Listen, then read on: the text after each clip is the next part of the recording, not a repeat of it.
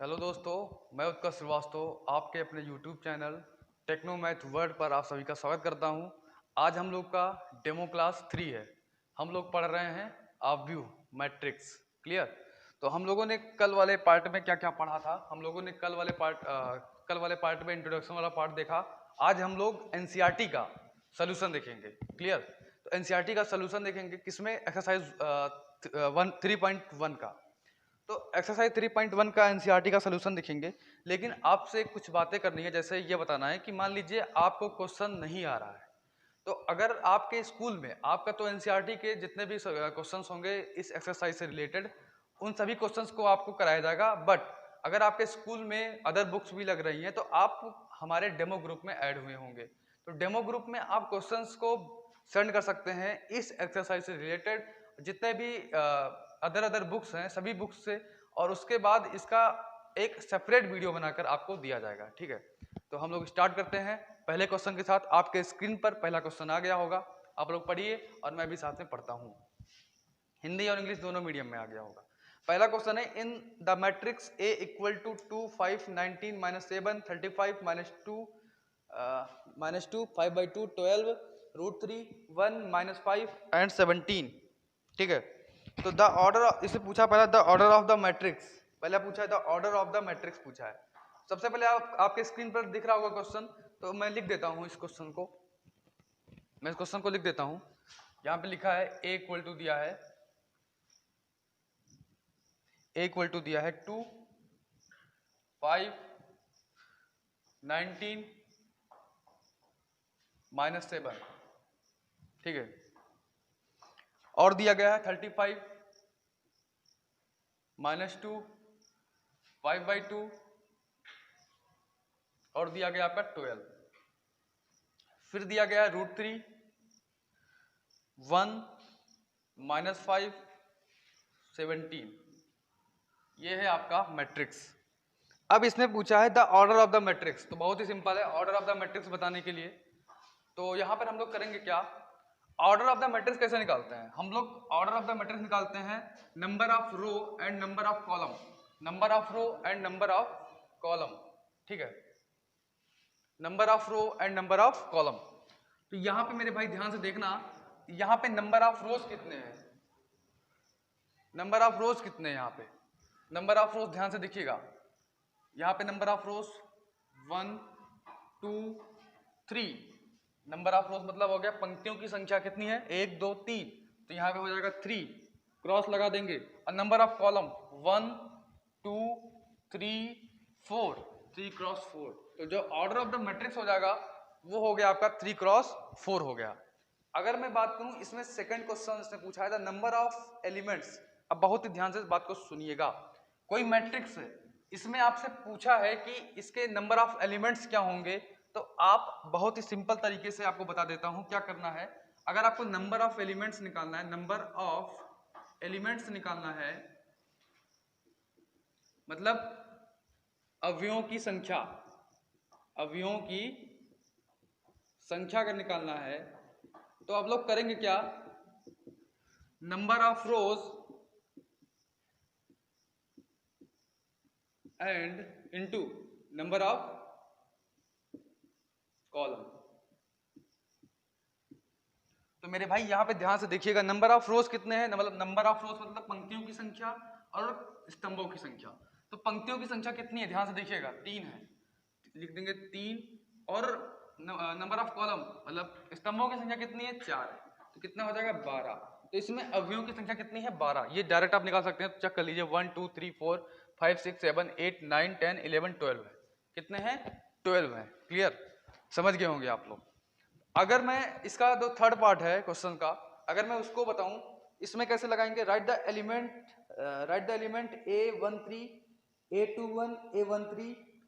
अगर मैं बात करूं A13 की, यहां से पूछा A13 बताइए क्या होगा इसमें। तो A13 मतलब क्या है, ये लिखा है पहला रो तीसरा कॉलम, पहला रो तीसरा कॉलम। पहला रो ये है और तीसरा कॉलम ये है, ध्यान से देखिए, पहला रो ये है और तीसरा कॉलम ये है, तो इसका मतलब A13 क्या हो जाएगा 19, ये हो जाएगा A13, यहाँ पे क्या हो जाएगा A13। इसी में पूछा है। और दूसरा मान लीजिए, मैं बता देता हूँ, इसमें पूछा है आपका A21, तो बहुत ही सिंपल है, A21 भी निकाल सकते हैं, तो आप निकालिएगा। एक और बता देता हूं बस, A21 दूसरा रो पहला कॉलम, दूसरा पंक्ति पहला स्तंभ। तो दूसरा पंक्ति कौन सा है बताइए, ये है, और पहला स्तंभ ये है, तो इसका मतलब A21 ये हो जाएगा 35, A21। ऐसे आप सब निकाल लीजिएगा। तो आप लोग समझ गए होंगे पहला क्वेश्चन। अब हम लोग बात करेंगे सेकंड नंबर क्वेश्चन की, ठीक है।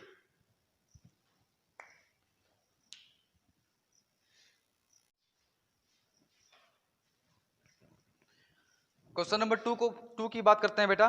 तो यहाँ पे क्वेश्चन नंबर 2 आपके स्क्रीन पर होगा, आप लोग देखिए, बताता हूँ।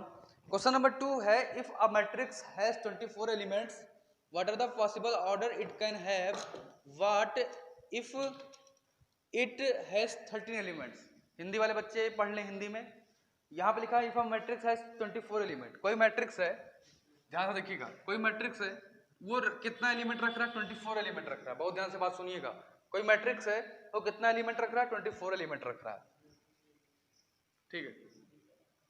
अब मैं यहाँ पे आपको ये बताना चाहता हूँ, अब मैं यहाँ पे आपको ये बताना चाहता हूँ कि अगर कोई मैट्रिक्स 24 एलिमेंट रख रहा है, तो इसमें ये पता होना चाहिए आपको कि number of element, number of rows multiply number of column equal to क्या होता है, total number of the matrix होता है। Total number of the matrix होता है, total number of the matrix होता है। ये पता है आपको, ठीक, ये चीजें पता है। मतलब कि अगर हम बात करें पंक्तियों की संख्या गुणे स्तंभों की संख्या की, अगर हम बात करें तो पंक्तियों की संख्या और स्तंभों की जो संख्या होती है उसका अगर मैं मल्टीप्लाई कराता हूं तो क्या आ जाता है, टोटल नंबर ऑफ मैट्रिक्स आ जाता है। मतलब मैट्रिक्स में जितने एलिमेंट हैं उनकी संख्या आ जाती है, कुल संख्या आ जाती है, ठीक है। यहां पे अगर मैं बात करूं, यहां पे ध्यान से देखिएगा, कह रहा कि इफ अ मैट्रिक्स है 24 element, what are the possible order, इसे कितने पॉसिबल ऑर्डर होंगे। अगर मैं 24 की बात करूं तो 24 का अगर मैं फैक्टर करूं, 24 का कितने फैक्टर होंगे, चेक करिए, पहले हम लोग चेक करते हैं। देखिए, इसको आप फॉर्मूला आप नोट कर लीजिएगा, अभी मैंने बताया भी था। तो यहाँ पे क्या हो जाएगा, 24 है, 24 का फैक्टर करेंगे तो कितना हो जाएगा, 24 का फैक्टर एक हो जाएगा 24 इंटू 1, 24 बन जाए 24। अगर मैं बात करूं 24 को मान लूं नंबर ऑफ रोज और 1 को मान लूं नंबर ऑफ कॉलम, तो number of rows and number of column आ जाएगा टोटल नंबर ऑफ एलिमेंट। तो इसका मतलब ये है, ये 24 गुणे 24 क्रॉस 1 का मैट्रिक्स बन जाएगा, और 1 क्रॉस 24 का भी मैट्रिक्स बन जाएगा, 1 क्रॉस 24 का भी मैट्रिक्स बन जाएगा, ठीक है। अगर मैं बात करूं किसकी, फिर 24 का अगर मैं फैक्टर करता हूं तो अब की बार फैक्टर हो जाएगा 12 इंटू 2, और एक अगर यहां पे करूंगा फैक्टर 12 दूनी 24 और 2 क्रॉस 12, मतलब कि ये भी हो जाएगा number of rose into number of column, number of column into number of रोज। ये हो गया एक ऑर्डर। एक और पॉसिबल होगा, अगर मैं बात कर दूं किसकी, 8 क्रॉस 3 की और 3 क्रॉस 8 की। फिर लास्ट वाला अगर बात कर दूं 6 क्रॉस 4 की और 4 क्रॉस 6 की। तो कितने टोटल है, 1 2 3 4 5 6 7 8, 8 ऑर्डर पेयर पॉसिबल है मैट्रिक्स के, ठीक है। 8 ऑर्डर पेयर पॉसिबल है यहाँ पे। अब आगे पूछा है इसमें, what if it has 13 element, ठीक है। अगर यह 13 एलिमेंट रखता है, अगर यह 13 एलिमेंट रखता है तो कितने ऑर्डर पेयर यहाँ पे पॉसिबल होंगे, ठीक है। अगर 13 एलिमेंट रखता हो, अगर 13 एलिमेंट रखता हो तो इसका जो फैक्टर होगा वो क्या होगा, 13 मल्टीप्लाई 1 हो जाएगा और 1 मल्टीप्लाई 13 हो जाएगा मेरे भाई, क्लियर है। 13 मल्टीप्लाई 1 हो जाएगा और 1 मल्टीप्लाई 30 हो जाएगा। इसका मतलब ये हो जाएगा 13 क्रॉस 1 का और 1 क्रॉस 13 का यहाँ पे ऑर्डर पेयर बनेगा, ठीक।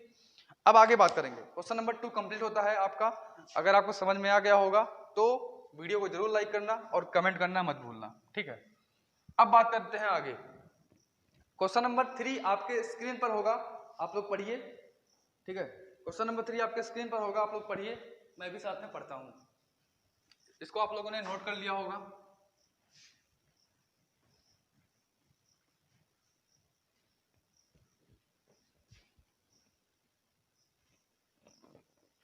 इसको आप लोगों ने नोट कर लिया होगा। अब हम बात करते हैं क्वेश्चन नंबर 3 की। Construct a 2 cross 2 matrix A equal to AIJ, मतलब ब्रैकेट में रहेगा AIJ बॉक्स में whose element are given by. तो 2x2 का पहली बात हमें मैट्रिक्स कंस्ट्रक्ट करना है, ठीक है। 2x2 का मैट्रिक्स कंस्ट्रक्ट करना है। तो 2x2 का मैट्रिक्स क्या होता है आपको पता होगा। क्या करते हैं हम, A11 A12 A21 A22, ये हमारा 2x2 का मैट्रिक्स है ना, है कि नहीं है। ये हमारा 2x2 का मैट्रिक्स है, ये हमारा 2x2 का मैट्रिक्स है। अब यहाँ पे ध्यान से देखिएगा बात को, यहाँ पे बोला है whose element are given by. यहाँ पे एलिमेंट दिया गया है, यहाँ पे एलिमेंट दिया गया क्वेश्चन में ए आई जे, मैं एक बताऊंगा और सभी आप लगाएंगे।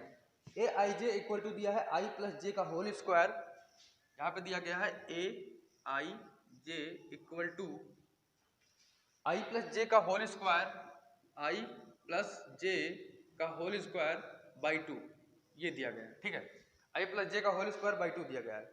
तो इसमें पूछा है कि 2x2 का मैट्रिक्स हमें बनाना है, हमें 2x2 का मैट्रिक्स बनाना है। तो 2x2 का मैट्रिक्स बनाने के लिए सबसे पहले हमें निकालेंगे A11।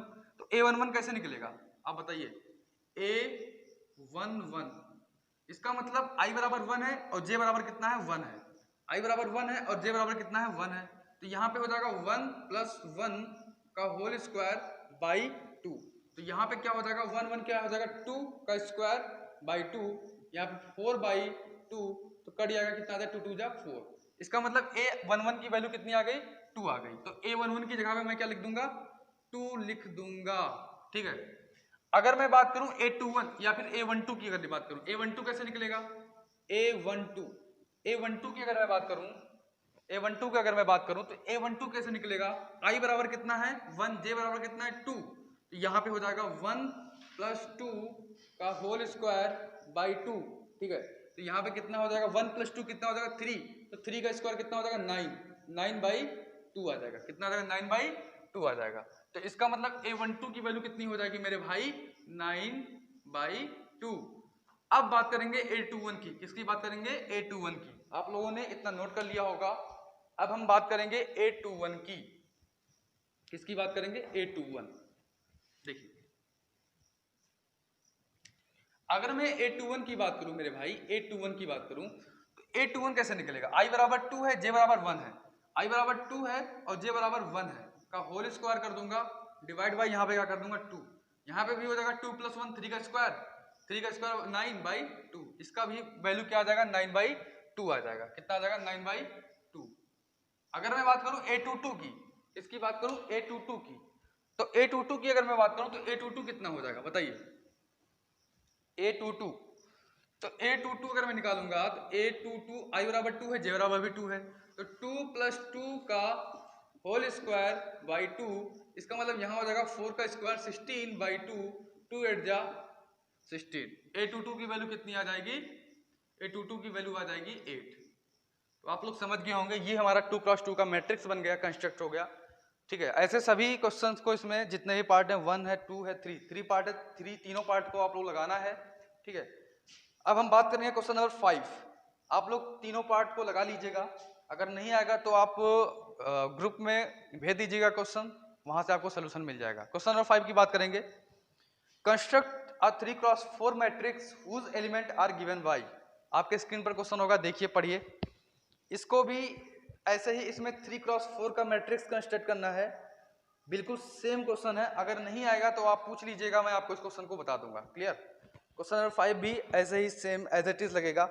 अब हम बात करेंगे क्वेश्चन नंबर 6 की। क्वेश्चन नंबर 6 की अगर हम बात करें, अब हम बात करेंगे मेरे भाई क्वेश्चन नंबर 6 की, ठीक है।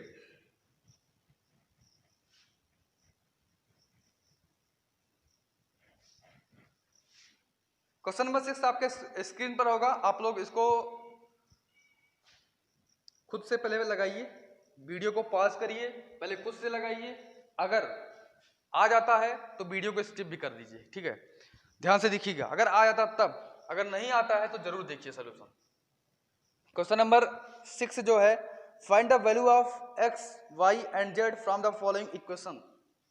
यहाँ पे दिया गया है 4x35, पहला क्वेश्चन बता दे, या फिर मैं इसका बता देता हूँ सेकंड नंबर वाला पार्ट, सेकंड पार्ट बता देता हूँ इसका, ठीक है। सेकंड पार्ट बता देता हूँ इसका, फर्स्ट पार्ट आप लगाइएगा, सेकंड पार्ट बता देता हूँ। यहाँ पे है x प्लस वाई, क्या है मेरे भाई x प्लस वाई, और क्या है 5 प्लस जेड, 5 प्लस जेड, फिर उसके बाद क्या दिया गया है 2xy, 2 दिया गया है, फिर xy दिया गया है, ठीक है। उसके बाद क्या दिया गया है 2 और xy दिया गया है, फिर उसके बाद 6 दिया है, 2 दिया है, 5 दिया है, 8 दिया है, इक्वल टू 6 2 5 8, ऐसे क्वेश्चन दिया गया 6 2 5 8। ये भी मैट्रिक्स है, ये भी मैट्रिक्स है, तो दोनों मैट्रिक्स आपस में क्या है मेरे भाई इक्वल है।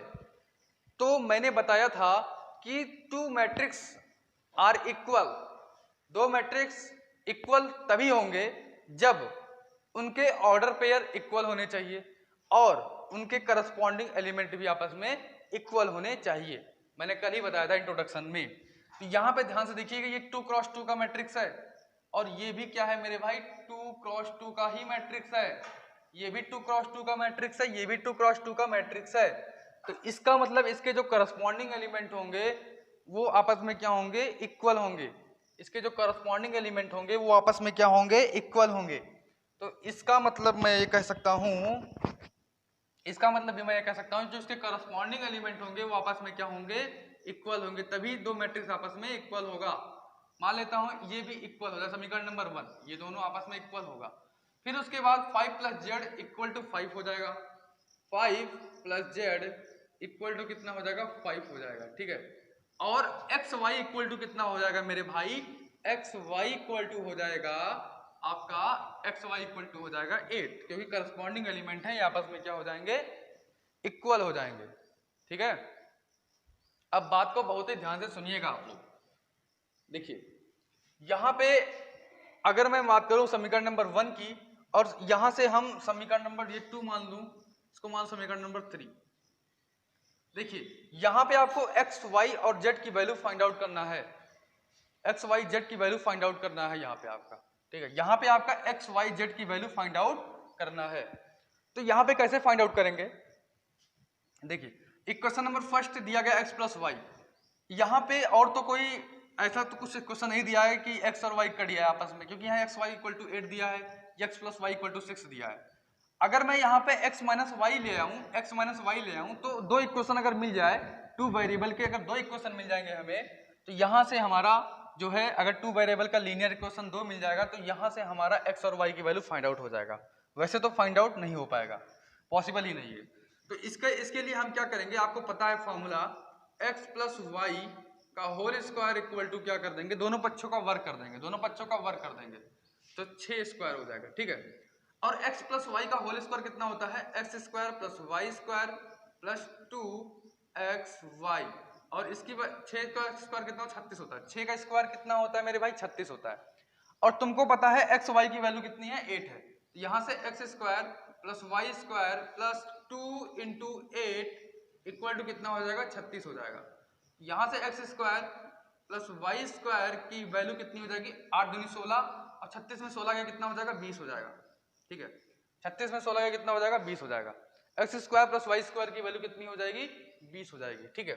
अब ध्यान से मेरी बात को सुनिए, अगर मैं बात करूं मेरे भाई x माइनस वाई का होल स्क्वायर निकालूं, तो x माइनस वाई का होल स्क्वायर बराबर कितना होता है, x square plus y square minus 2xy होता है कि नहीं होता, आप बताइए, होता है ना। इसका मतलब x square plus y square की वैल्यू कितनी है 20 है, माइनस 2 इंटू एक्स वाई की वैल्यू कितनी है 8 है, एक्स वाई की वैल्यू कितनी है 8 है, यहाँ पे हो जाएगा 20 माइनस 16 इक्वल टू 4। यहाँ से x माइनस वाई का होल स्क्वायर कितना आ जाएगा, minus sorry x minus y का होल स्क्वायर इक्वल टू कितना हो जाएगा 4 हो जाएगा, ठीक है। तो आप ये बताइए, अगर मैं यहाँ से x माइनस वाई की वैल्यू निकालूं, क्योंकि स्क्वायर हटेगा तो यहाँ रूट लगेगा, स्क्वायर रूट लगेगा तो स्क्वायर रूट, तो यहाँ पे क्या आ जाएगा 2 आ जाएगा, क्या आ जाएगा 2 आ जाएगा। x माइनस वाई की वैल्यू कितनी आ जाएगी मेरे भाई 2 आ जाएगी, ठीक है। x माइनस वाई की वैल्यू कितनी आ जाएगी 2 आ जाएगी। x प्लस वाई की वैल्यू कितनी है 6 है, x माइनस वाई की वैल्यू कितनी है 2 है, यहाँ से हम फाइंड आउट कर लेंगे, x और y की वैल्यू आसानी से फाइंड आउट कर लेंगे, ठीक है। यहाँ से x और y की वैल्यू आसानी से फाइंड आउट कर लेंगे। अब देखिए हम यहां से x और y की वैल्यू कैसे फाइंड आउट करेंगे, ध्यान से देखिएगा। यहां पे दिया गया है x plus y equal to कितना दिया है 6, x plus y equal to कितना दिया है 6 दिया है, और x minus y equal to कितना दिया है 2 दिया है। बहुत ही सिंपल है, वेरी सिंपल। y से y कट जाएगा, x से कितना हो जाएगा 2x इक्वल टू 6 2 8, x की वैल्यू कितनी हो जाएगी 4 हो जाएगी, x की वैल्यू कितनी हो जाएगी 4 हो जाएगी। फिर अगर x की वैल्यू समीकरण नंबर यहाँ मान लीजिए रख देते हैं, इसमें रख देते हैं, समीकरण नंबर 1 नहीं है, मान लीजिए 1 है, ये कुछ भी है 1 3 4 मान लो। तो यहाँ पे अगर x की वैल्यू रख देते हैं तो y की वैल्यू कितनी हो जाएगी, y की वैल्यू x की वैल्यू अगर मैं 4 रखता हूँ तो y की वैल्यू 6 में 4 गया 2 हो जाएगा, तो x और y की वैल्यू यहाँ से फाइंड आउट हो जाएगा। क्लियर। अब z की वैल्यू तो बहुत ही आसान था निकालना। z की वैल्यू यहाँ पे कितना दिया, 5 प्लस z इक्वल टू 5 दिया है, तो यहाँ से 5 प्लस z इक्वल टू कितना दिया है 5 दिया है, तो z इक्वल टू कितना आ जाएगा 5 माइनस 5 0 आ जाएगा। तो बहुत ही सिंपल था, वेरी सिंपल, समझ गए होंगे आप लोग। तो आप लोग इसको नोट कर लीजिए वीडियो को पॉज करके। हम लोग बात करते हैं नेक्स्ट क्वेश्चन की, और नेक्स्ट क्वेश्चन आपके स्क्रीन पर आ गया होगा। क्वेश्चन नंबर 7 है, कह रहा find the value of the ABC D from the equation. देखिए ये वाला क्वेश्चन आप खुद से लगाइएगा, same as it is question number 6 के तरीके ही है। अगर ये क्वेश्चन आपको नहीं आता है तो आप हमसे व्हाट्सएप पे डेमो ग्रुप में पूछ सकते हैं, ठीक है। अगर आप हमारे डेमो ग्रुप में ऐड हैं तो वहां से जरूर पूछ सकते हैं, आपको वहां से सोल्यूशन दे दिया जाएगा, ठीक है। अगर समझ में नहीं आता है तो मैं फिर से उसका वीडियो बनाकर वीडियो फॉर्म में आपको सोल्यूशन दे देंगे, ठीक है। क्वेश्चन नंबर 7 आप खुद लगाइएगा। क्वेश्चन नंबर 8 की अगर मैं बात करूं तो क्वेश्चन नंबर 8 जो है आपके स्क्रीन पर होगा, आप लोग पहले लगाइए फिर मैं बताता हूं।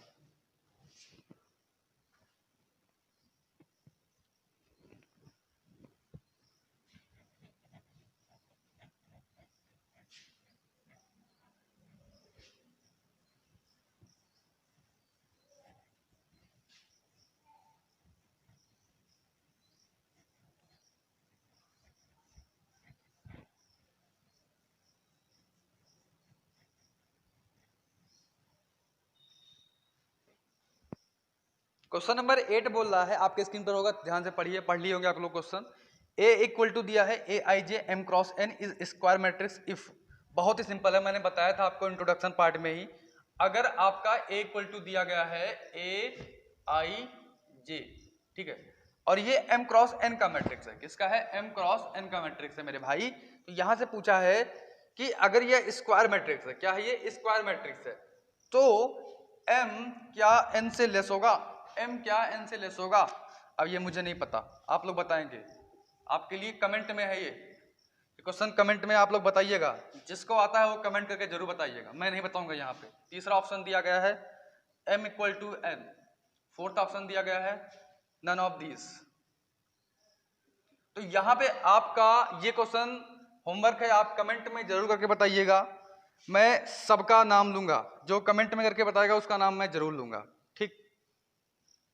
और इस चीज को मैंने इंट्रोडक्शन वाले पार्ट में बताया था, इस चीज को मैंने इंट्रोडक्शन वाले पार्ट में बताया था। अब हम बात करते हैं क्वेश्चन नंबर 9 में क्वेश्चन नंबर 9 की बात करेंगे, ठीक है। क्वेश्चन नंबर 9 जस्ट उसके बाद लास्ट क्वेश्चन बचेगा क्वेश्चन नंबर 10। क्वेश्चन नंबर 9 में बोला which of the given value of x and y make the following pair of matrix equal. देखिए यहां पे कह रहा है which of the given values of x and y, यहां पे ऑप्शन में दिया गया है x और y की वैल्यू दी गई है, आप लोग देखिएगा, आप लोग के स्क्रीन पर क्वेश्चन होगा, make the following pair of matrix equal. जो फॉलोइंग पेयर ऑफ मैट्रिक्स है ये क्या है, आपस में इक्वल है। तो कह रहा है कि x और y की वैल्यू फाइंड आउट करो, क्या होगा x एंड y की वैल्यू क्या होगा इसमें से, ध्यान से देखिएगा। 3x प्लस 7 y प्लस 1, यहाँ पे हो जाएगा 5 2 माइनस 3x, ठीक है। फिर उसके बाद हो जाएगा, ये दोनों आपस में क्या है, इक्वल है, 0 y माइनस 2, यहाँ पे हो जाएगा 8, यहाँ पे हो जाएगा 4, ठीक। अब यहाँ पे 3x, देखिए अगर ये दोनों मैट्रिक्स आपस में इक्वल है तो इसका मतलब इसके जो ऑर्डर है वो सेम है, पहली शर्त तो ये पूरी कर दी, इसके जो ऑर्डर है ये क्या है, इक्वल है। अब इसके करस्पॉन्डिंग एलिमेंट जो संगत अवयव है आपस में इक्वल होने चाहिए। इसका मतलब 3x + 7 इक्वल टू कितना हो जाएगा, 0 हो जाएगा। तो 3x इक्वल टू कितना हो जाएगा, -7, x इक्वल टू कितना हो जाएगा, -7/3। आपको ये पता होगा। अब उसके बाद ये भी इक्वल होना चाहिए, तो y + 1 इक्वल टू कितना हो जाएगा, 8 हो जाएगा। तो y इक्वल टू कितना हो जाएगा, 7। अगर मैं बात करूं इसकी, अगर यहाँ पे x की वैल्यू -7/3 आ रहा है तो इसका मतलब यहाँ पर भी x की वैल्यू सेम आना चाहिए। ठीक है, यहाँ पर भी x की वैल्यू क्या आना चाहिए, सेम आना चाहिए। तो 2 - 3x = 4। तो यहाँ से हो जाएगा 2 - 4 = 3x। यहाँ से 3x इक्वल टू कितना हो जाएगा, -2। x इक्वल टू कितना हो जाएगा, -2/3। x इक्वल टू कितना हो जाएगा, -2/3। तो यहाँ पे आप लोग देख रहे हैं x की वैल्यू अलग अलग आ रहा है। इसका मतलब यहाँ पर एलिमेंट अलग है। ध्यान से देखिएगा, यहाँ पे एलिमेंट अलग है, यहाँ पे एलिमेंट मतलब कि मान लीजिए x की वैल्यू यहाँ पे रखते हैं, x की वैल्यू यहाँ पे रख लीजिए, चेक कर लीजिए। अगर मैं यहाँ पे x की वैल्यू रखता हूँ 3 × -7/3 + 7 कितना आ जाएगा बताइए, 3 से 3 कैंसिल हो जाएगा, -7 + 7 0 आ जाएगा। और अगर मैं यहाँ पे x की वैल्यू रख रहा हूँ मेरे भाई, अगर मैं यहाँ पे ये वाला x की वैल्यू रख रहा हूँ 2 - 3 × -2/3। ठीक है, यहाँ पे लेकिन x की वैल्यू तो ये है, x की वैल्यू -7/3 है, लेकिन इसको नहीं रखूंगा मैं, -7/3 वाला रखूंगा, ये वाला वैल्यू जो मैंने ये निकाला x की वैल्यू। अगर मैं -7/3 रखता हूँ, -7/3 3 से 3 कट जाएगा, तो यहाँ पे 2 + 7 हो जाएगा, यहाँ पे आ जाएगा 9। तो यार यहाँ पे ध्यान से देखिए, अगर मैं यहाँ पे x की वैल्यू दोनों सेम रख रहा हूँ तो यहाँ पे 4 ना आकर, मतलब यहाँ पे 9 आ रहा है, यहाँ पे 4 आ रहा है। इसका मतलब एलिमेंट क्या हो जा रहा है, डिफरेंट हो जा रहा है। इसका मतलब जो करस्पॉन्डिंग एलिमेंट है वो यहाँ पे 9 आ जा रहा है, यहाँ पे 4 आ जा रहा है। इसका मतलब करस्पॉन्डिंग एलिमेंट आपस में इक्वल है ही नहीं। इसका मतलब यहाँ पे ये पॉसिबल ही नहीं होगा फाइंड करना, x और y की वैल्यू पॉसिबल ही नहीं होगा फाइंड करना, क्योंकि ये दोनों मैट्रिक्स आपस में इक्वल है ही नहीं, क्योंकि इनके करस्पॉन्डिंग एलिमेंट आपस में इक्वल ही नहीं है। इनके करस्पॉन्डिंग एलिमेंट आपस में इक्वल है ही नहीं है। अगर आपको समझ में ना आया हो तो वीडियो को एक बार फिर से देखिएगा। अगर फिर भी समझ में ना आया हो तो कमेंट बॉक्स में पूछिएगा या फिर हमारे व्हाट्सएप के डेमो ग्रुप में पूछिएगा। मैं बार बार इस बात का जिक्र करता हूँ, मेरे जो व्हाट्सएप का डेमो ग्रुप है वहाँ पे बच्चे ऐड हुए हैं जो डेमो ले रहे हैं, वहाँ पे आप पूछ सकते हैं।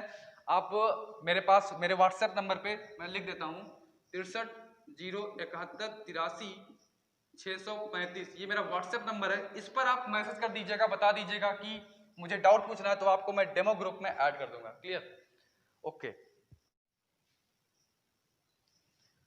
लास्ट क्वेश्चन हम लोग देखते हैं, आपके स्क्रीन पर आ गया होगा लास्ट क्वेश्चन नंबर 10 की हम लोग बात करेंगे। ध्यान से देखिएगा, वहां पे लिखा है the number of all possible matrix of order 3 × 3 with each entry 0 और 1 इज। तो आप लोग पढ़िएगा ध्यान से। यहाँ पे करना क्या है ना कि जैसे मान लीजिए ये मैट्रिक्स है आपका, क्लियर, ये क्या है मेरे भाई, मैट्रिक्स है। कितने कितने मतलब ऑर्डर का है, 3 × 3 ऑर्डर का है। तो यहाँ पे 3 × 3 ऑर्डर का है, तो मतलब नंबर ऑफ कॉलम और नंबर ऑफ रोज 3 होंगे। ठीक है, number of rows and number of column 3 और 3 होंगे। तो इसका मतलब कह रहा है कि प्रत्येक एंट्री पे 0 या 1 पॉसिबल होना चाहिए। यहाँ पे 0 या 1 आएगा, तो कह रहा है कि पॉसिबल मैट्रिक्स, कितने मैट्रिक्स यहाँ पे पॉसिबल होंगे। अगर आप ध्यान से मेरी बात को समझिएगा, अगर मैं यहाँ पे 0 या 1 रखता हूँ, ठीक है, पहले स्थान पे मैं 0 या 1 रखता हूँ, पहले स्थान पे अगर मैं 0 या 1 रखता हूँ, यहाँ पे कुछ भी हो मुझे नहीं मतलब, तो इसका मतलब ये 2 फैक्टोरियल से इसको मतलब ये मैट्रिक्स कितने बार प्रकार से बनाया जा सकता है, 2 प्रकार से बना सकता है। क्योंकि बताइए आप या तो 0 बार रखेंगे या तो 1 रखेंगे। अगर मैं आपको एग्जांपल को समझाऊं, बहुत ही बेहतरीन क्वेश्चन है, आप समझने का प्रयास करिए। यहाँ पे परम्यूटेशन लगा है, परम्यूटेशन का मैं बेसिक चीजें बता रहा हूँ। यहाँ पे क्या होगा, 0 या 1 को यहाँ पे 0 रखूंगा। अगर मैंने पहली बार 0 रखा तो यहाँ पे भी 0 आएगा, यहाँ पे भी 0 आएगा, सब जगह 0 में मान लेता हूँ, सब जगह 0 मान लेता हूँ, सब जगह 0। ठीक है,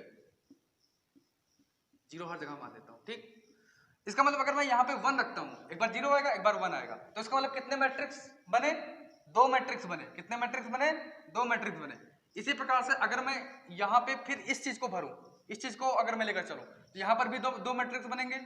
ठीक है, अगर मैं इस चीज को भरूं, यहाँ पर भी 2 मैट्रिक्स बनेंगे। अगर आप ध्यान से मेरी बात को समझ रहे हैं तो समझिएगा ध्यान से।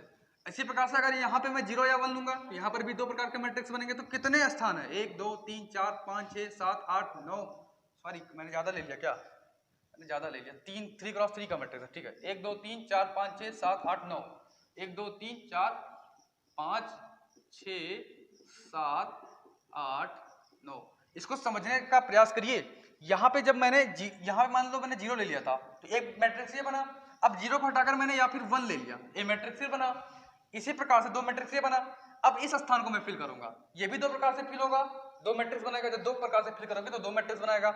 इसी प्रकार से ये भी होगा, इसी प्रकार से ये भी होगा। तो कुल कितने स्थान है आपके? 9 स्थान है। तो इसका मतलब ये कितने प्रकार से बढ़ जाएगा? 2 के पावर 9। और यहाँ पे मल्टीप्लाई क्यों होता है? यहाँ पे परमुटेशन का बेसिक कॉन्सेप्ट लगा है। आप लोग का अगर परमुटेशन पढ़े होंगे आप लोग, तो आप लोगों को समझ में आ गया होगा, और जो बच्चे परमुटेशन नहीं पढ़े होंगे उनको समझ में नहीं आया होगा।